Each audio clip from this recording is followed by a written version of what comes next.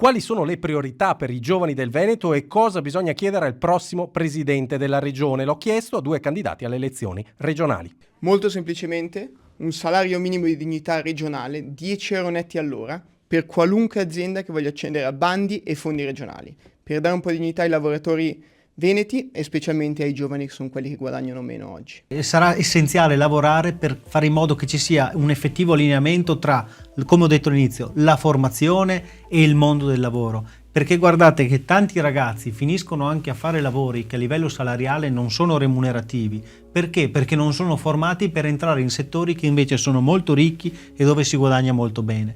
Bisogna fare in modo che ci siano gli strumenti per allineare domanda e offerta al rialzo e non al ribasso. La puntata completa di Giovedì in onda il giovedì sera alle 21 su Radio Adige TV e poi ovviamente la trovate sui canali di Daily Verona e sul canale YouTube del gruppo Verona Network.